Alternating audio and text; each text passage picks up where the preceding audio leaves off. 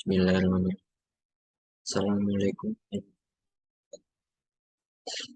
Perkenalkan, nama saya M. Arif Ramadan dengan NIM 220768. Kepada dosen yang terhormat Ibu Bella L. Darni, MPD, dan Bu Rosmaria, MPD. Baiklah, di sini saya akan mempresentasikan tentang peran guru dalam mengimplementasikan pilar-pilar pendidikan. Pilar pendidikan adalah tiang atau penunjang dari suatu kegiatan usaha, pengaruh, perlindungan, dan bantuan yang akan diberikan kepada anak didik yang bertujuan untuk pendewasaan anak. Pendidikan merupakan sarana yang sangat strategis dalam melestarikan sistem nilai yang berkembang dalam kehidupan. Proses pendidikan tidak hanya memberikan pengetahuan dan pemahaman peserta didik, namun diarahkan pada pembentukan sikap, perilaku, dan kepribadian peserta didik. Pendidikan harus didasarkan pada pilar-pilar pendidikan. Berikut ada 6 pilar pendidikan. Yang pertama, learning to know. Learning to know adalah suatu proses pembelajaran yang memungkinkan peserta didik menghayati dan akhirnya dapat merasakan serta dapat menerapkan cara memperoleh pengetahuan. Yang kedua, learning to do. Konsep learning to do proses pembelajaran dengan penekanan agar peserta didik menghayati proses pembelajaran dengan melakukan sesuatu yang bermakna.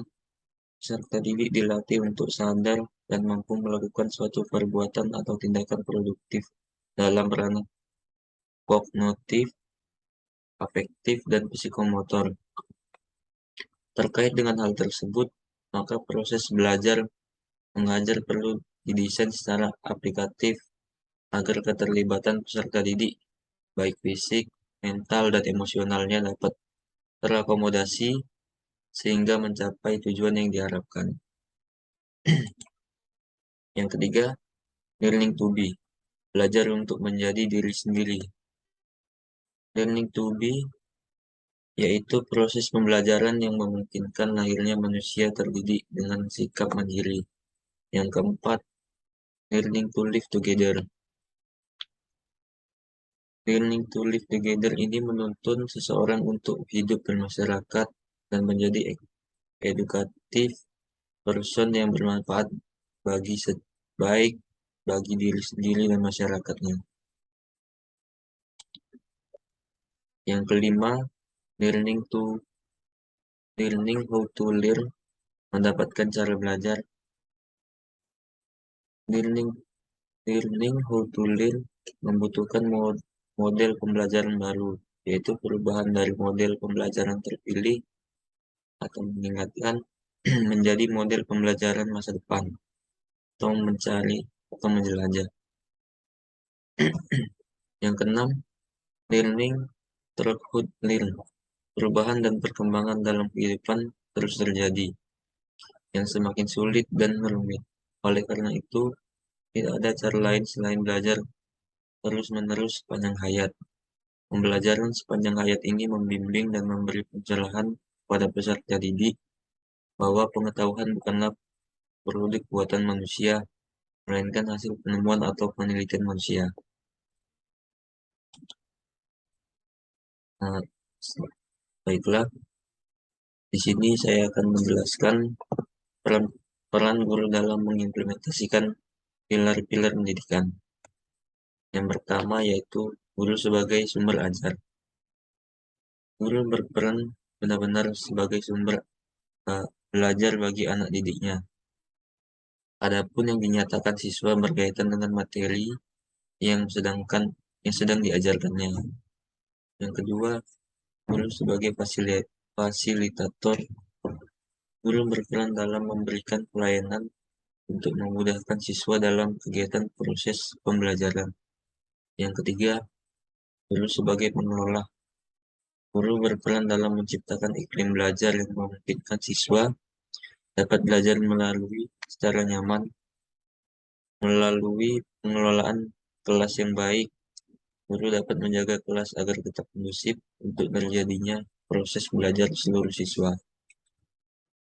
Yang keempat, guru sebagai demonstrator. Guru berperan untuk menunjukkan kepada siswa segala sesuatu yang dapat membuat siswa lebih mengerti dan memahami setiap pesan yang disampaikan. Yang kelima, guru sebagai pembimbing. Guru harus memiliki pemahaman tentang anak yang sedang dibimbingnya. Pemahaman ini sangat penting, sebab akan menentukan teknik dan jenis bimbingan yang harus diberikan kepada mereka. Yang keenam, guru sebagai mediator. Dalam proses pembelajaran, motivasi merupakan salah satu aspek dinamis yang sangat penting. Sering terjadi siswa yang kurang berprestasi bukan disebabkan oleh kemampuan yang kurang, tapi dikarenakan tidak adanya motivasi untuk belajar sehingga ia tidak berusaha untuk mengerahkan segala kemampuannya.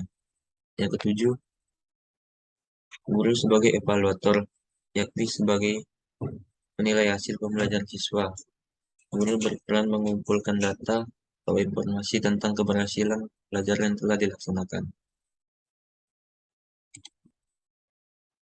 Baiklah, kesimpulan dari materi saya, kesuksesan peserta didik dipengaruhi besar dengan pendidik dan metode pembelajarannya.